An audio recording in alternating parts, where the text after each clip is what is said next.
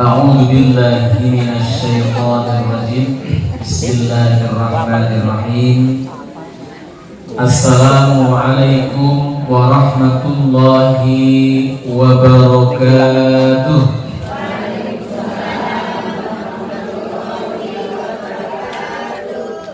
Alhamdulillahilladzi hadana lihada wa ma kunna linahtadiya laula an hadana Allah. Asyhadu an la ilaha illallah wahdahu la syarika lah wa asyhadu anna sayyidana Muhammadan abduhu wa rasuluh. Yang kami hormati Bapak Kiai Haji Abdul Alim, Bapak Kiai Haji Abdul Rahim, Bapak Haji Asrori, Sita nih, sami ya. Asrori. Nanti lengkapi pun Ya, sami no. Abdul Karim ya. Abdul Rahim nih. Lalu para sesepuh, para ulama, para alim ulama yang tidak bisa kami sebut satu persatu. Di sini hadir juga sebagai inisiator acara dan pengajian Rubaiyah Konten Riki, ada Ibu Rusmiati dan juga Ibu Eka. Kemudian hadir alhamdulillah di tengah-tengah kita Ibu Bayan. Kemudian juga tentu sebagai salah satu penyelenggara acara di acara ini sebagai tuan rumah, yaitu diwakili oleh Bapak Ahmad Sarjono selaku Ketua RT sekaligus Ketua Takmir nih, terus. Oh bener. Pak bener. RT. Oh gaji kamean jadi. Baik, alhamdulillah wa syukurillah. Bersyukur kehadirat Allah atas segala limpahan rahmat dan karunia, nikmat yang tiada bisa kita hitung satu persatu. Dan kemudian rahmat dan salam semoga tetap tercurah kepada junjungan kita, manusia yang agung yang sangat banyak jasanya dalam hidup kita, bahkan melebihi daripada jasanya kedua orang tua kita, melebihi juga pada jasanya orang-orang yang menjadi bos-bos kita atau atasan kita. Beliau adalah baginda Nabiullah Muhammad sallallahu alaihi wasallam. Ini balik kan aja nih, balik ini sediaan ini pirang ini. Sabadah boleh. Ini mungkin enjoy dulu mas.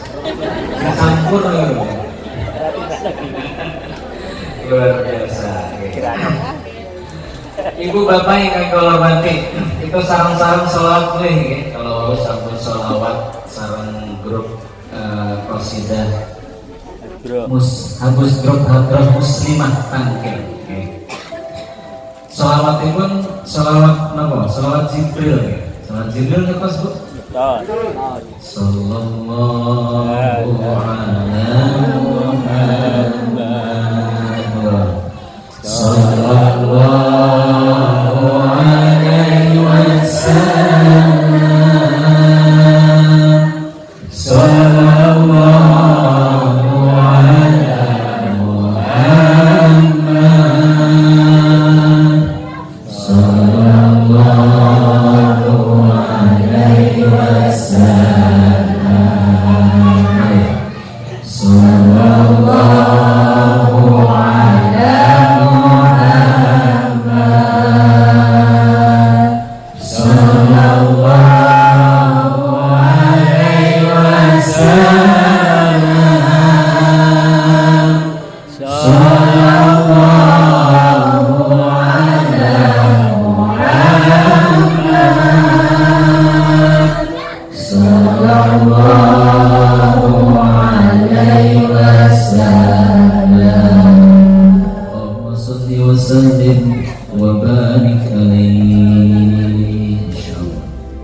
Ibu, Bapak, yang upami panjenengan mireng mendengar nama Nabi kita disebut Bismillah.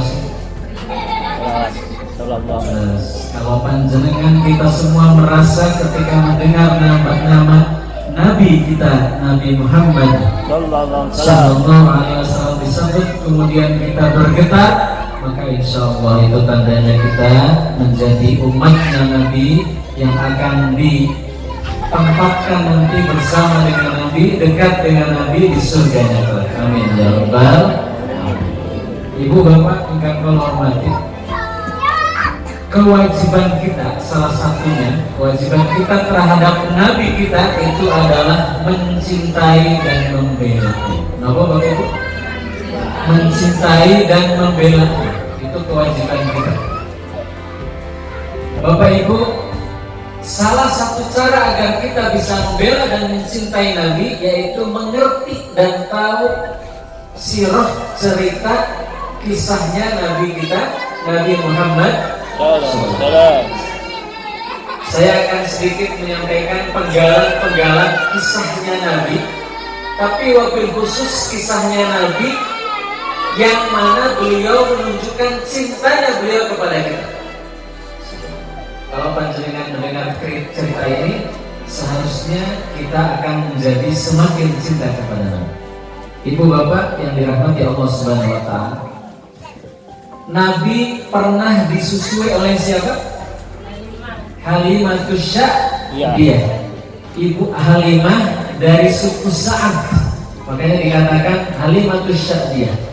Rumahnya kira-kira di kampung yang namanya Taif. Di kampung yang namanya Taif. Pernah dikisahkan Nabi itu pada saat masih bayi, kalau orang-orang Mekah itu biasanya agar bisa mendapatkan air susu yang eksklusif baik, maka biasanya dititipkan di kampung, cari ibu persusuan. Biasanya pun apa?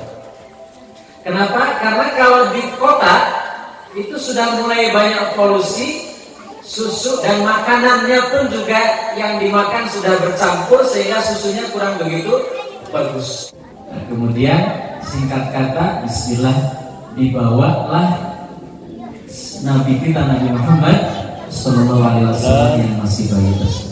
Ibu luar biasa.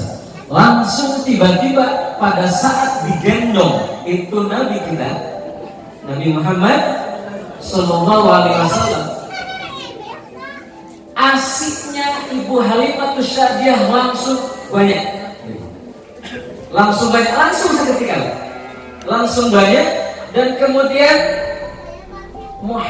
Nabi kita Nabi Muhammad Sallallahu Alaihi Wasallam itu kemudian bisa nenen dengan kenyang, dan tidak cukup dengan itu, putranya Ibu Halimah pun juga nenen dengan kenyang.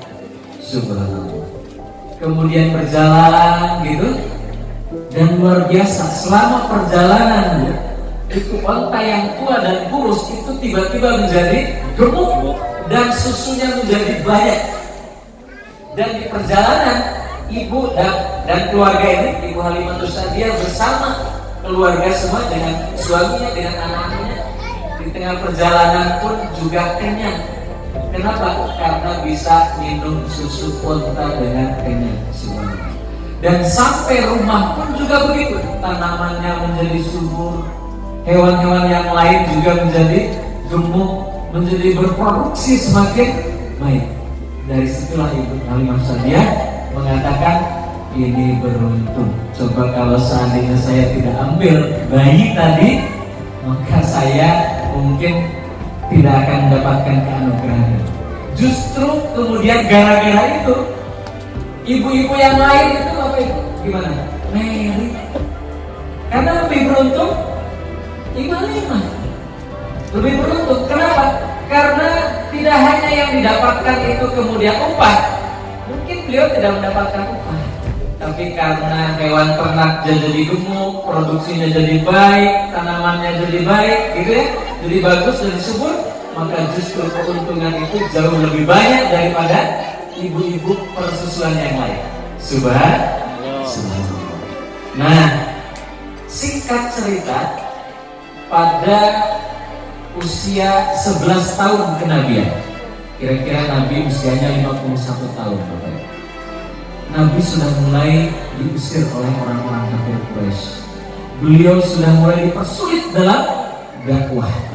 Maka kemudian Nabi melakukan upaya untuk mencari tempat alternatif. Mencari tempat alternatif untuk memulai dakwah supaya kemudian penyebaran dakwah lebih mudah. Maka ditentukanlah satu tempat namanya Taif itu tadi. Kampung halaman di mana Nabi waktu kecil berada di situ. Kenapa dipilih itu? Karena semua kampung kenal dengan Nabi harusnya, gitu. Kenal dengan Nabi. Pikirannya Nabi kita Nabi Muhammad Sallallahu Alaihi Wasallam itu nanti insya Allah umat yang ada di Taif itu bakal menerima. Masya Allah. Tapi ternyata apa yang terjadi ketika datang ke Taif, kemudian ditawarkan keselamatan dunia dan akhirat dengan beriman kepada Allah dan Rasulullah, mereka menolaknya. Dan tidak hanya menolak, kemudian Nabi diusir, dilempari kotoran unta, bahkan dilempari batu kerikil sampai kepala Nabi berdarah-darah. Bapak Ibu, kalau panjenengan, misalnya panjenengan punya kiai, misalnya pun kiai pun panjenengan untuk berikan Pak Abdul Halim nih, insyaallah. Onten sing nyiksa, onten sing ngusir, rausnya pripun? Bukan rela kan ya? Gak rela gitu. Gak rela. Dan itu pula yang dirasakan oleh malaikat Jibril dan para malaikat yang lain. Kemudian malaikat mendekati Nabi, wahai Muhammad Sallallahu Alaihi Wasallam, seandainya engkau mau itu gunung di samping Taif itu, aku akan angkat kepada penduduk Taif supaya mereka mendapatkan azab dengan gunung yang ada di samping Taif. Seandainya kamu mau, saya menawarkan diri. Kamu sudah diusir oleh mereka, padahal mereka nggak tahu diri, padahal mereka kenal dengan kamu, wahai Muhammad. Tapi kemudian justru mereka menyakiti kamu. Saya juga sangat sakit. Maka apa yang dijawab oleh Nabi itu, masya Allah, ini cintanya Nabi kepada kita. Beliau katakan, wahai Jibril, sesungguhnya Allah mengutus aku ke muka bumi ini bukan menjadi manusia yang merusak. Dan sesungguhnya juga Allah mengutus aku ke muka bumi ini bukan menjadi manusia yang pelaknat. Kemudian beliau mengatakan, ya Allah, berilah hidayah untuk kaumku. Sungguh mereka tidak mengetahuinya. Kalaupun mereka kemudian marah mengusirkan aku, sesungguhnya mereka belum tahu. Masya Allah. Bahkan dikisahkan beliau menambahkan kalimatnya gini, wahai Jibril, sampaikan kepada Allah, kalau seandainya pun ada lagi umatku yang mengusirku dan kemudian Allah akan menimpakan azab kepada mereka, tahanlah azab itu, kumpulkan semua azab tersebut, ganti dengan kebaikan yang seharusnya diberikan kepada umat. Masya Allah. Bapak Ibu sekalian, inilah bukti cintanya Nabi kita, Nabi Muhammad Sallallahu Alaihi Wasallam kepada kita. Allahumma salli wa sallim ala Muhammad. Bapak Ibu sekalian yang berbahagia, yang kedua, pernah dikisahkan Nabi itu bercengkrama dengan istrinya Siti Aisyah radhiyallahu anha. Dalam obrolan santai malam-malam kira-kira. Kemudian biasa kalau istri yang manja, istri yang cinta dengan suaminya itu lendotan gitu. Gitu kan? Suamiku, nabiku, Nabi Muhammad Sallallahu Alaihi Wasallam, ya Rasulullah, boleh nggak aku minta? Ibu yang pami nyuwun kalau kalian garuk itu, nyuwun apa? Harto. Nyuwun harto. Nabi kita Nabi Muhammad Sallallahu Alaihi Wasallam disuni kalian garwane Ibu Ibu Aisyah itu disuni. Mintanya sederhana, tapi beliau mintanya tidak sembarang minta. Permintaannya itu tidak hanya untuk kebutuhan dunia, tapi di akhirat juga. Beliau minta, wahai Rasulullah, boleh nggak aku didoakan? Saya minta didoakan ya Rasulullah. Kemudian Rasulullah mengatakan, baik, saya akan doakan. Doanya ini, Allahumma gfir li Aisyata ma taqaddama min danbiha wa ma ta'akhkhara ma asarrat wa ma a'lanta. Insyaallah. Doanya itu artinya kira-kira begini. Ya Allah, ampunilah dosa Aisyah, baik dosa yang telah lalu maupun dosa yang akan datang, baik dosa yang tampak maupun dosa yang tersembunyi. Ketika mendengar doa itu, Siti Aisyah senangnya luar biasa senangnya. Terima kasih ya Rasulullah, terima kasih suamiku gitu. Sampai senang, saking senangnya bu, beliaunya kemudian tiduran di pangkuan Nabi. Gitu. Kebayang betul? Jadi anaknya betul tiduran, lendotan, terus kemudian kepalanya dengan tangan bapaknya itu. Nanti betul. Apa nanti ya Allah? Masa gembeng gitu. Luar biasa. Siti Aisyah kemudian senang banget. Kemudian Nabi bertanya kepada Aisyah, wahai istriku, kamu senang didoakan seperti tadi? Senang ya Rasulullah. Terima kasih ya gitu kan. Tapi luar biasa itu. Ada kalimat yang Nabi Muhammad mengatakan, Aisyah tahu nggak? Saya mendoakan yang mirip persis seperti itu setiap waktu sholat untuk umatku. Masya Allah. Allahu Akbar. Allahumma salli ala Muhammad. Allahu Akbar. Ibu bapak umpami nyerang niki, kira-kira panjenengan tambah cinta kalian Nabi?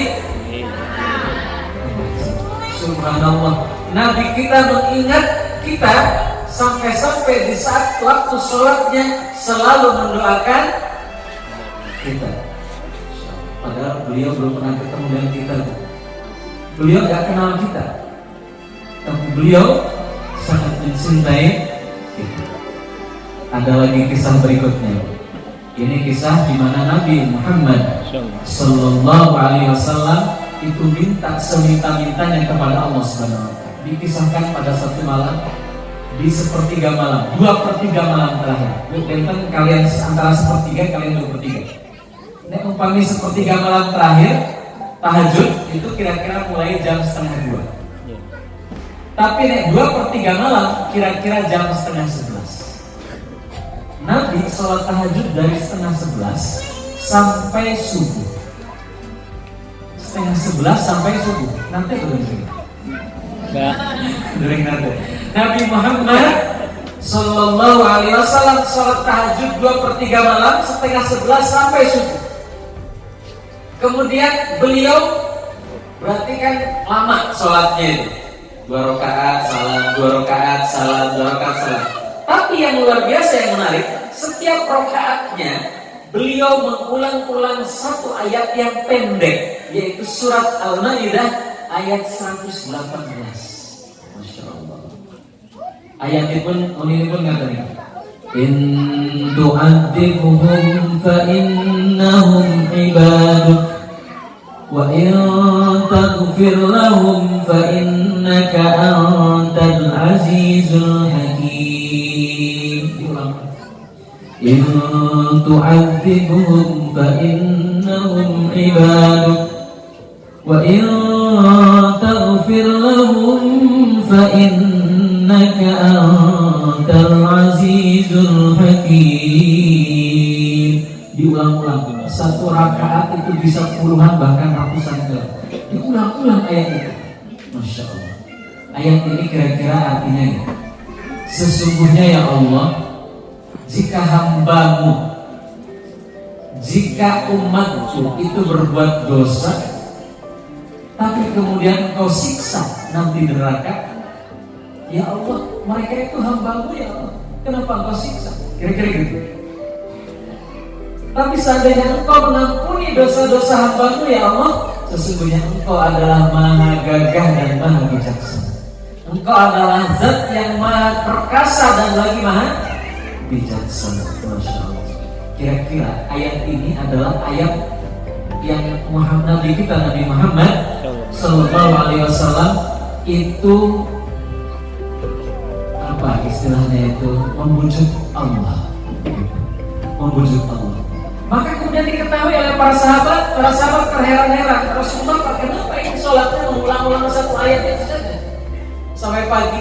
Para sahabat tahu Maka kemudian ditanya para sahabat kepada Nabi, wahai Nabi, boleh kami tahu ya, engkau mengulang-ulang dalam sholat tahajud menyampaikan ayat yang tadi Al-Maidah ayat 118. Itu boleh tahu nggak? Kenapa ya Rasulullah? Kemudian Rasulullah ceritakan kepada para sahabat, wahai para sahabatku, ketahuilah tadi malam saya meminta kepada Allah semalam suntuk agar umatku nanti mendapatkan syafaat nanti di yaumul qiyamah. Masya Allah. Semalam suntuk hanya untuk meminta agar umatnya yaitu kita diberikan syafaat alias pertolongan pada hari kiamat. Maka kemudian Ibu, apa kata Nabi? Dan alhamdulillah di malam itu juga Allah meng-ACC, Allah mengijabah permintaanku alias semua umatku mendapatkan syafaat nanti di yaumul qiyamah. Masya Allah. Bu, pengen ngertos hebatnya, dahsyatnya syafaat. Allah berfirman dalam surat Abasa. Ayat benar. فَإِذَا جَاءَتِ الصَّاخَّةُ